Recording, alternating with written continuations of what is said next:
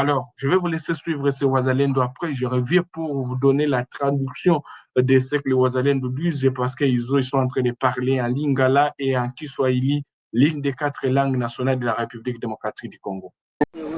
Tokotina mboka Bwalanda biso nde bapaya ba Bwalanda biso nde bakolo ya Bwalanda mboka na biso. Na kama tumefika hapa ni kwetu, hata adua jitatanue si hapa ni kwetu juu hakuna na siku atatutoshaka hapa. Tuko na kamata kaka video komsa tukatumia hata magrupe waone kama hii ni mgine yetu, hata bafanye ngapi hapata tutoshaka juu ni mgine yetu. Okay, hapa tunaonesha majeshi zezina simamia eneo yetu ya Bwalanda. Tukiwa maaskari ya General Fimbo. Asante sana kabisa. Mungu atusaidie mkazi yenye tuko hapo. Mungu atusaidie. Hapa ni Bwalanda. Sie njova hapa. Taka kama adui iko napenda apende akamate me hapa ni kwetu. Hatuwezi sema tunamwachia hujuu hapa ni kwetu. Mugine ile. Sie njo majeshi wenye tulikuwa na tunakuwa hapa Bwalanda na hatuwezi sema tunaachia adui. Juu ni kwetu, tapigana naye tu. Akekuya tunapigana, juu ni kwetu. Hatuwezi weza mwachia santre ile ni santre. Na majeshi njo wale. APCLS, Alliance du Peuple pour Congo Libre et Souverain. Njo wale. Katikati kwa rouge. À tous et à toutes, merci de nous rejoindre une fois encore sur Afro Info 1043 pour être informé de la situation sécuritaire de l'Est de la République démocratique du Congo. Merci à tous nos téléspectateurs qui nous suivent dans les 26 provinces de la RDC et en dehors.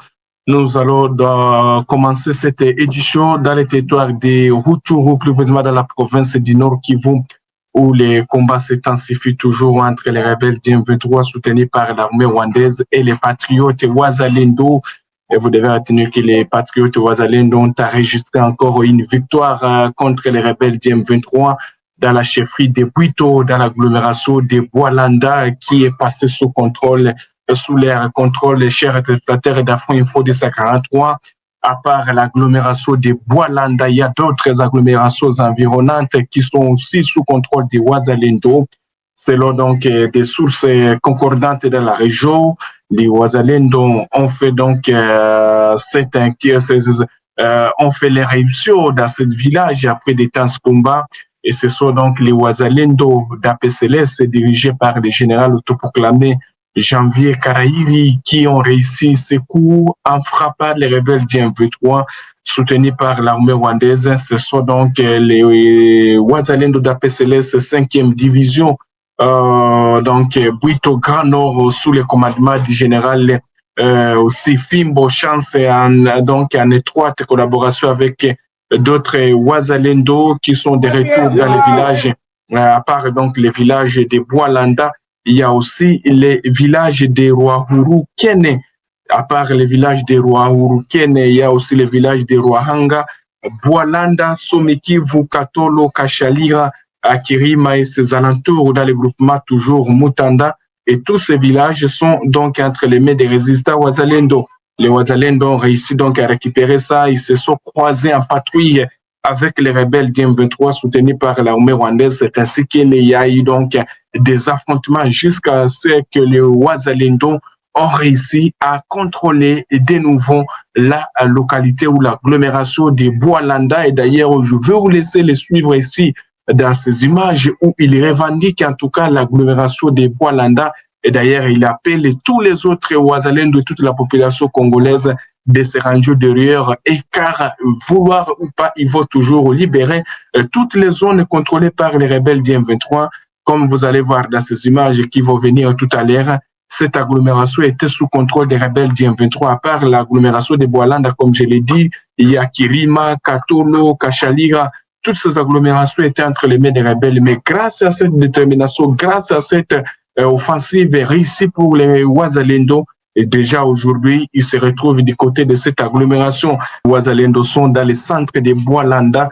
Là, nous sommes dans la chefferie de Bwito, à l'intérieur des Rutshuru. Voilà, donc vous verrez que depuis que les rebelles du M23 ont commencé leur résurgence, c'était en 2022 quand Bunagana a tombé, voire même Rutshuru, mais à partir toujours, les Wazalendo n'ont jamais cédé, donc la chefferie de Bwito, et c'est ainsi que les rebelles du M23 ont été encore frappés de nouveau aux alentours de cette agglomération de Boualanda et tout Boualanda. Donc, je sais que vous devez retenir, à part Boualanda, comme je le disais, il y a beaucoup de localités qui ont été libérées par les Wazalendo dans l'ère offensive. Il y a donc la localité, comme je dis, Ruahanga, Katolo, Kachalira, toutes ces localités sont autour de Boualanda et c'est ainsi que donc les résistants Wazalendo aussi promettent au peuple congolais qu'ils vont toujours continuer, qu'ils ne laisseront pas donc la chance à l'ennemi, qu'ils n'abandonneront pas Boualanda, même si l'ennemi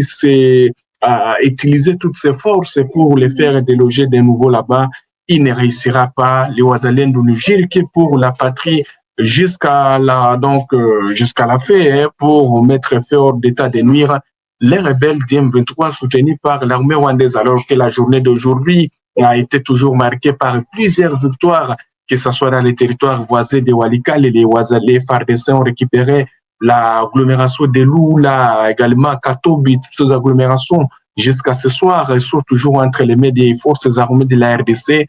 Les rebelles qui ont été obligés aussi de replier vers un petit. D'ailleurs, c'est l'un des sources concordantes que nous venons à peine de contacter de la région de Walikale. Les rebelles sont toujours donc dans l'agglomération des Petits où ils se concentrent avant donc de lancer encore les offensives, parce que pour les gens qui connaissent très bien les territoires de Walikale, dès que les forces armées de la RDC ont réussi à récupérer Katobi, Lula, alors il reste maintenant le village des Petits. Alors une fois récupéré ça, les rebelles seront donc hors Walikale, ils seront poursuivis dans tous les sens, alors que dans les territoires de Massis aussi, il y a eu donc des victoires côté FARDC sur l'axe Nyabiondo Pinga, où les FARDC ont réussi donc à récupérer encore de nouveau l'agglomération de Kinyaongo. Voilà, je vous le disais même dans les éditions qui sont passées. Alors que dans les territoires maintenant de Mwenga, il y a eu donc des mésententes entre les forces armées de la RDC, certains groupes incontrôlés du Wazalendo. Il y a eu donc la suppression de certaines barrières qui sont jugées illégales et cela a conduit à des échanges de tirs entre les forces armées de la RDC et ces groupes des Wazalendo incontrôlés. Et pour l'instant, le calme est revenu, mais jusque-là, nous n'avons pas de bilan précis par rapport à ces affrontements qui se sont passés du côté de Mwenga, mais on parle donc qu'il y aurait certaines personnes qui auraient été touchées par donc des balles perdues dans ces échanges de tirs entre l'armée congolaise et un certain groupe de Wazalendo incontrôlés, alors que la ville d'Uvira, chef-lieu provisoire de la province du Sud Kivu, reste sous contrôle de l'armée congolaise à 100%. Et dans le territoire de Walungu, il n'y a pas donc d'affrontements qui sont signalés. Il y a un calme précaire qui s'observe et vous devez vous méfiez-vous de toutes les fausses informations qui peuvent circuler sur les toiles, sur les réseaux sociaux. Les territoires des Mwenga reste sous contrôle et aussi des forces armées de la République démocratique du Congo, donc à part les mésattentes qui se sont donc déroulées. C'est jeudi 18 septembre 2025. Nous sommes arrivés à la fin de cette édition. Merci à vous de nous avoir suivis jusqu'ici. Si vous avez apprécié ces contenus, n'oubliez pas de vous abonner à notre chaîne, d'activer la cloche de notification pour ne rien manquer de nos prochaines vidéos. Likez et partagez cette vidéo. On se retrouve très prochainement. À bientôt.